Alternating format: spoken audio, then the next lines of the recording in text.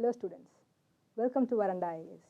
In this foundation session of geography course, we'll be looking into the strategy for prelims. What is a strategy? Strategy is the right plan of action. That too, for the exam perspective, you have to plan right to crack any exam, be it UPSC or any other exam. So, how do we approach for prelims with the right strategy? We'll look into that in this particular session. So, let's kickstart with the NCERT preparation.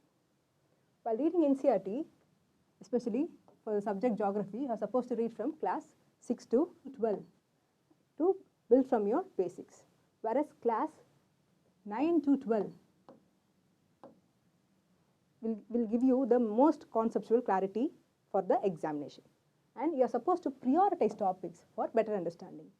Like before getting into Indian geography, you have to have a knowledge about the world geography. What are the concepts involved in certain phenomenon associated with geography. So if you read world geography and the conceptual understanding, if you have it, you can easily understand what are the phenomena associated with the geography of India. Next, we shall see the questioning on each topic. If you are taking a topic, say climatology, if you are studying climatology topic in class 12 in CRT, you can analyze your understanding by testing yourself by solving the book back questions. So you will know where you stand in the understanding. That will be of basic level of questions only. But after reading it properly, if you go to the previous year question on that particular topic alone, say climatology, you have completed, you have solved the book back questions, and then you are going to solve the previous year question papers in the climatology topic. That time you will know the real understanding of your question in the subject with respect to the examination. This way you can evaluate yourself with respect to exam pattern. Next we shall see how to correlate. We can correlate the subject of geography with other subjects as well, and also we can correlate the subject topic like say climatology with geomorphology. First we shall see how to correlate the subject of geography with other subjects like culture, economics and history. For example, richness of spices of India changed the history of India. For example, Vasco da Gama came in search of pepper to India. That's how the history of India has been changed. So you can relate how the natural vegetation, natural richness of a region affects the history, economics and culture of the region. So similarly, how Arabian Peninsula makes it a oil-rich, oil-exporting country in the world. So you can relate between the subjects and within the subject as well. Like you can correlate different topics within geography so that you can have a better understanding. You can interlink and when you interlink and study, you will have a better understanding so that your analyzing capacity also develops. Like you can correlate relationship between the climatology and geomorphology. How climate affects the landforms, and you can have correlation between geomorphology and human geography. How mineral resources affects the industrial location. For example, Jharkhand is famous for iron and steel industries because it has rich reserves of iron and steel. So this is how you are supposed to relate and study, and this way when you study you will not forget because you will have a understanding, not rote learning. So this is how you have to keep correlating and studying. And while reading topic like Statue of Unity, it is located in the river Narmada.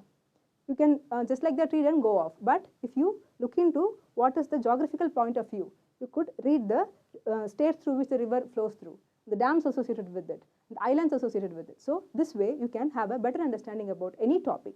So this is how you are supposed to keep correlating. And note making. This is often overlooked, but it is very, very important. It might be time consuming, but it has very important benefit. It will help you for the revision before the examination. You cannot revise the whole amount of books or through which you have gone through for the whole period of 1 year. So it's better you have a concise notes so that you can refer before the examination. There are two types of note making, like old school thought of handwritten notes. It is very time consuming, and sometimes you will start with handwritten notes, but over time the habit will fade off and you will lose track. So that is one way. But most of us prefer this handwritten notes. Another, the new modern note making, that is digital notes. You can have it in your phone or your computer. Whenever or wherever you read through digital source, you can have it edited at any time, accessed anywhere, and it is very less time consuming because you are going to cut, copy, paste or even type. So you can adopt any of these note making methods, but this is very essential and it is very important, and moreover it fetches you marks and helps you in revision. Okay, so next we shall get into the map. How to grasp map? Importance of map knowledge with respect to the examination. Map knowledge will fetch you at least 8 to 10 marks in prelims, directly or indirectly. So it is very, very essential in the prelims point of view I am talking about. Whereas in mains, you can supplement most of the questions of geography with maps. This way you can show that you have a clear understanding of the maps. So the conceptual clarity also you can be shown in the map. So that's how map is very important with respect to the prelims as well as mains. As an aspirant, knowledge of important cities, peaks and rivers around India and world is important for prelims.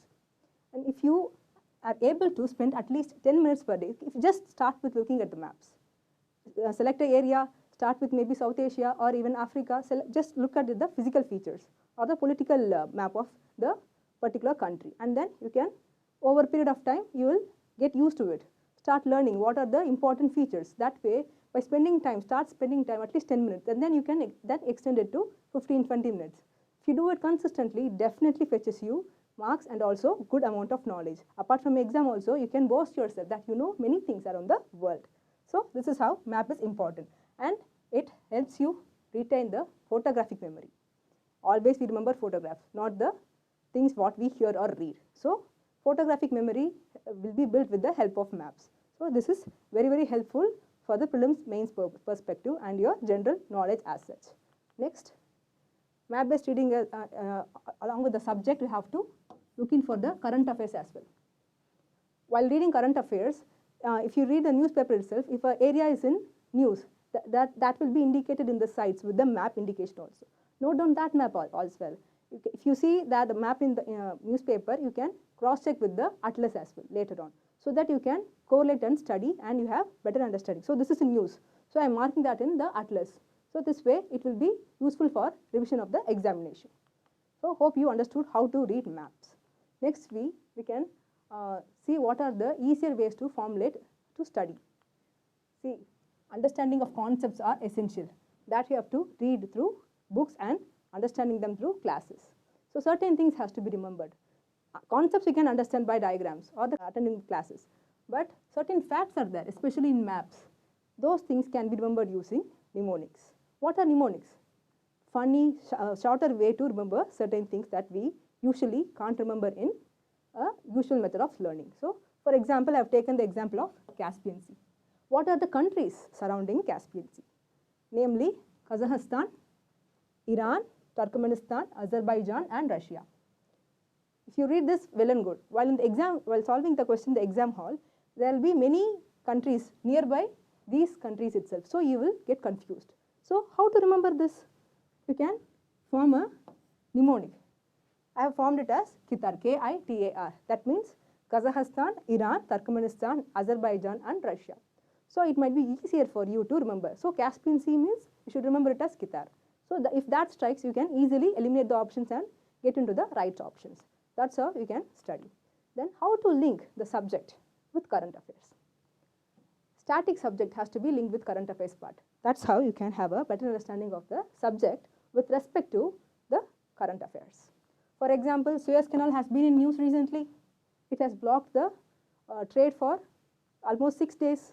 So if you read this Suez Canal physical feature in the news, you have to correlate the countries associated with that or landforms associated with that, and so this way you can relate the static part of the subject to the current affairs part. So there is a peninsula called the Sinai Peninsula near Suez Canal. So just look in and around the news area. This way you will not forget also. So this is how you are supposed to relate current affairs. Now we are coming to the important part of the session, revision.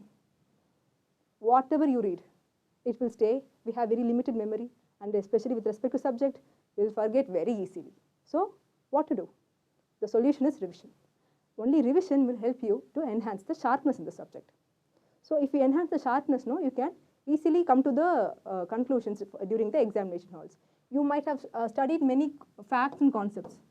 Geography is a subject of facts and concepts. You might tend to forget over time. So if you keep revising it multiple times, over 3 times, 4 times, the facts and concepts will be retained in your permanent memory. So this way you can come to a conclusion during the examination hall while solving the questions very easily and very clearly without any question of doubt. So this way it is very, very useful. Revision is very essential for any subject matter.